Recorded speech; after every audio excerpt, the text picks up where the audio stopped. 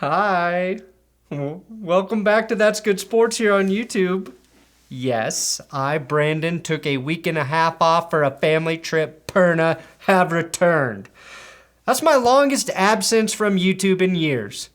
But I'm back and we've got a bunch of NFL news to catch up on together, including the Jeudy arrest, which occurred the day I left for vacation. Do I regret all of the Judge Jeudy jokes I made in the past? No, I regret nothing. And another former Bronco got arrested. Mike Vick is and is not returning to football. James Bradbury landed in Philly. Things may get worse for Deshaun Watson's case this week in the court of public opinion. Dan Snyder's 99% gone. And we've got even more shit to talk about today, so let's just do it. That's good sports.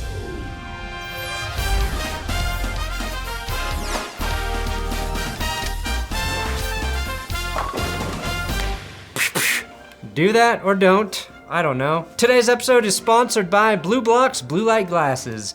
And you know what they say, 4 eyes are better than 2, especially when it's blocking the blue. Blue light, that is.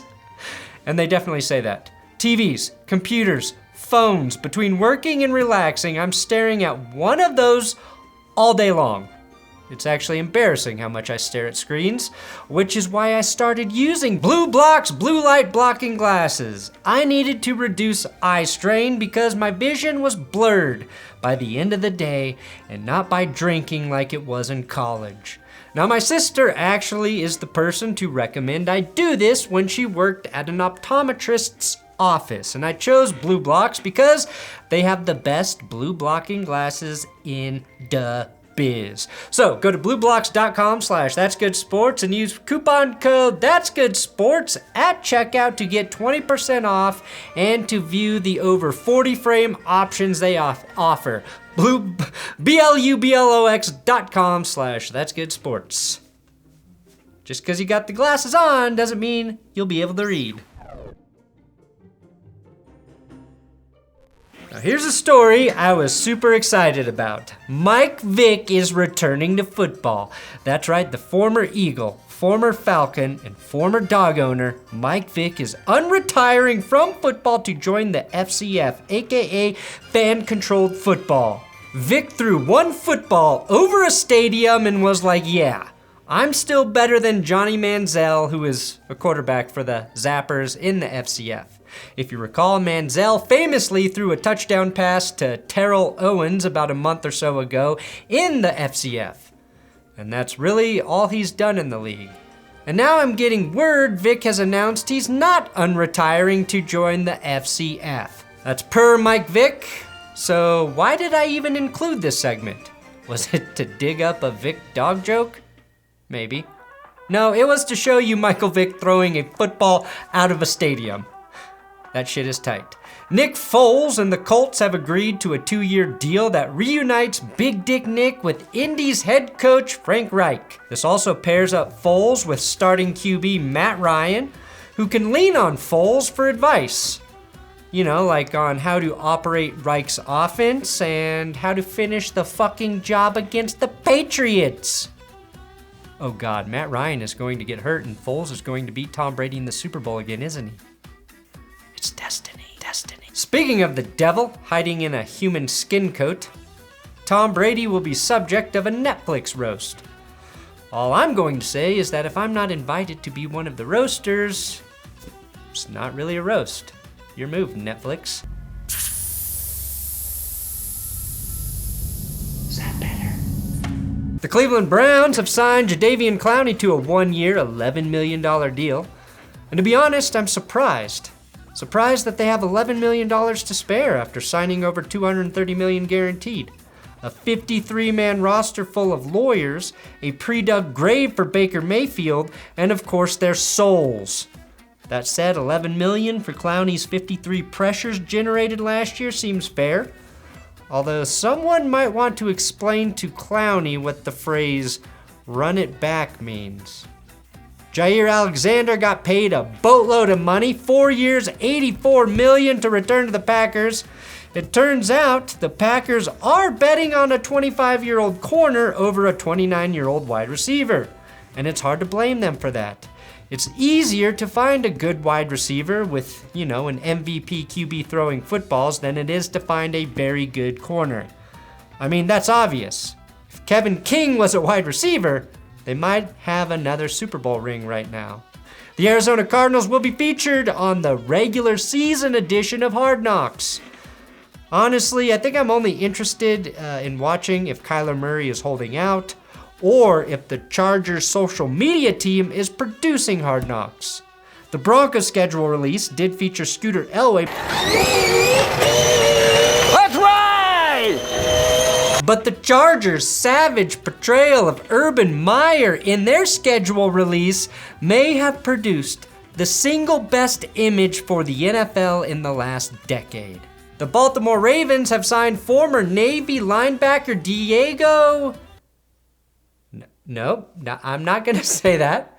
I'm not getting tricked into getting canceled on my own show. Don't ask, don't ever pronounce. Tariq Cohen tore his Achilles while he was live streaming his workout on Instagram. This injury is so unfortunate on many levels for Tariq. First, it happened during a live stream and you can audibly hear his tendon pop. The way it happened also sucks. Tariq was just doing very standard footwork drills. Nothing crazy, just a dude working his way back onto the football field as Cohen tore his ACL and MCL week 3 last season, and now he has to most likely miss another year as he rehabs from another injury, making his future in the NFL also uncertain at this point. Cohen was an all-pro punt returner back in 2018 for the Bears, in addition to being an electric pass-catching back with over 700 receiving yards and nearly 1,200 all-purpose yards and 8 TDs in 2018. And at 5'6", he's a short king who I hope can make a full recovery because he's a lot of fun to watch and would be a huge weapon for a young QB like Justin Fields to have in the backfield. I think Cam Akers kind of gave us all an unrealistic expectation on how quickly mortal men can recover from torn Achilles. If you recall, the Rams back tore his in July and returned to the field 6 months later in time for the Rams' playoff run and ultimate Super Bowl victory. But even when he returned, he wasn't really the same back, which probably means he could have used a little more time to heal. I think there's an outside chance Cohen can do the same, but his case is wildly different since he was rehabbing from 2 other torn ligaments. Get well soon, Tariq. Former Denver Broncos 3rd-round draft pick wide receiver Brendan Langley was arrested for simple assault after a video of him punching a United Airlines employee went viral. Now, I can't show it here on YouTube, but the video is on my Twitter at Brandon Perna if you want to see a very one-sided ass-kicking. Langley currently plays for the Calgary Stampeders, and I can confirm the fight did not happen in Canada. Can you imagine a polite Canadian angering someone like this? He wants more!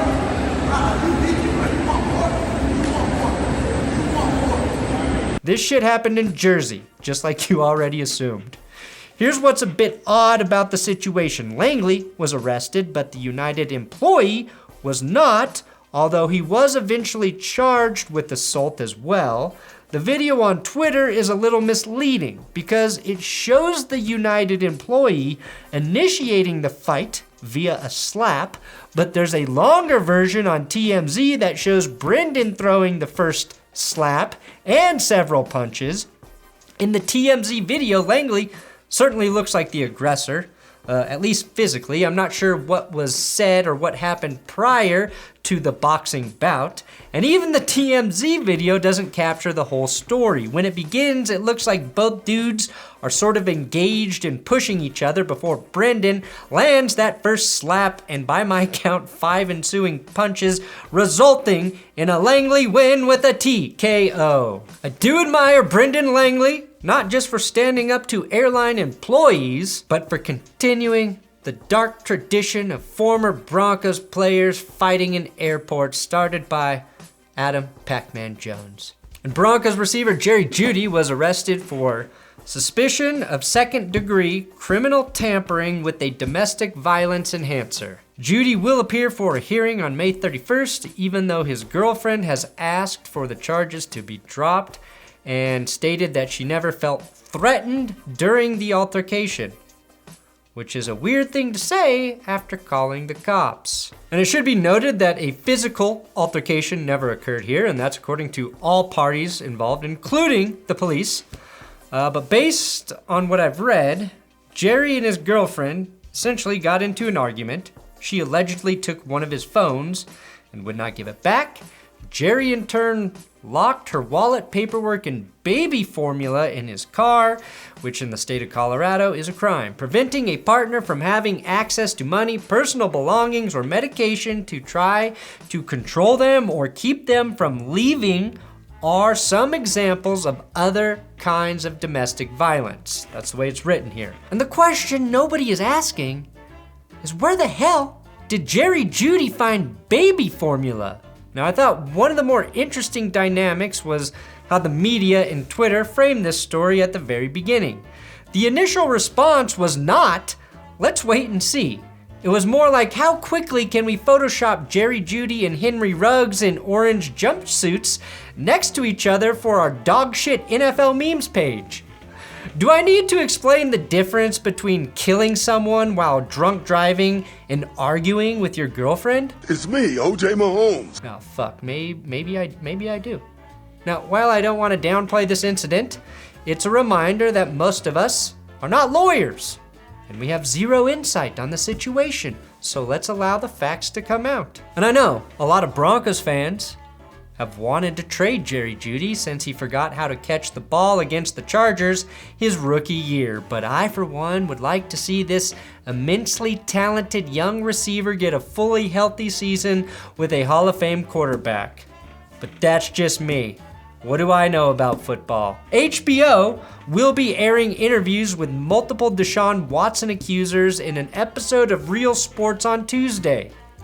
Now, I want to wait for those interviews to air before diving into the Watson case again, but things are not looking good for Deshaun Watson right now. In addition to this looming interview, he confirmed in his deposition that one of the masseuses was crying after the massage she gave him, but that he did not know why. And now the NFL wants to interview Deshaun Watson again. And when the NFL wants to talk to you again, that's never a good sign. But again, we'll be following that later this week. Former Giants cornerback James Bradberry signed a one-year, $11 million deal with the Philadelphia Eagles, who have had a pretty insane offseason. The Giants had to release Bradberry because Dave Gettleman fucked their finances that hard. And now Philly will play him opposite Darius Slay and Avonte Maddox in the nickel role. Anthony Harris is there on the back end at safety, and that's a damn formidable secondary. One they will only have to use against the Cowboys in terms of division rivals.